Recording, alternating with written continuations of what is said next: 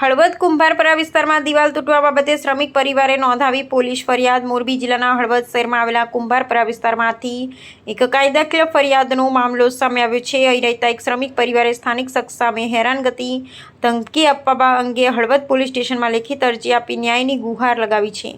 Police મથકે મળેલી લેખિત ફરિયાદ અનુસાર કુંભારપરામાં પ્રજાપતિની વાડી પાસે રહેતા અને મજૂરી કામ કરતા બાબુભાઈ જીવાભાઈની ઘરની પાછળ ગત રોજ જેસીબી મશીન વડે કામગીરી ચાલી રહી હતી.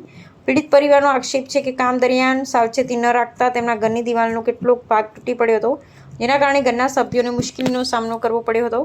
અરજીમાં જણાવ્યા મુજબ દિવાલ તૂટવા અંગે જ્યારે પરિવાર રજૂઆત કરી ત્યારે ત્યાં હાજર નગરપાલિકાના એક સ્થાનિક સભ્ય સાથે તેમની બોલાચાલી થઈ હતી. પરિવારે આક્ષેપ કર્યો છે કે સંબંધિત વ્યક્તિ દ્વારા તેમને અપશબ્દો બોલી ઘર ખાલી કરાવી દેવાની અને જાનથી મારી નાખવાની ધમકી આપવામાં આવી રહી છે. આ સાથે જ નગરપાલિકા તંત્ર દ્વારા પણ તેમને વારંવાર નોટિસો આપી પરેશાન કરવામાં આવતા હોવાનો ઉલ્લેખ અરજીમાં કરાયો છે. માથાભારે તત્વોના ત્રાસ અને સતત મળતી ધમકીઓથી અસુરક્ષિત અનુભવતા શ્રમિક પરિવારે આખરે હળવદ પોલીસ સ્ટેશનના પીઆઈ સાહેબને લેખિત રજૂઆત કરી છે.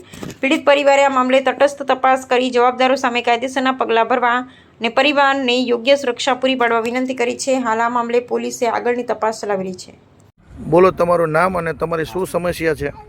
મારું નામ દક્ષાબેન છે. હું કુંભારની વાડી સામે રહું છું.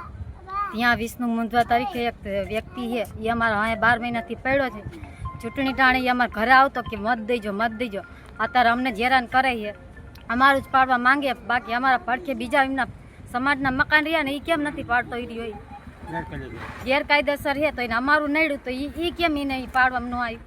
અને 2 વાર 12 મહિનાથી અમારે વાંહે પડ્યો, બીજી વાર આવ્યો. કાલ આવીને અમને ગાયરું દઈ ગયો અને હાંજે આવીને કાગરિયા દઈ ગયો કે ખાલી કરી નાખજો ને કે મારવામાં આવશે. અમે અત્યારે પોલીસ સ્ટેશન આવ્યા છીએ. અમારે એને કાયદેસર ન્યાય જોઈએ અમારે.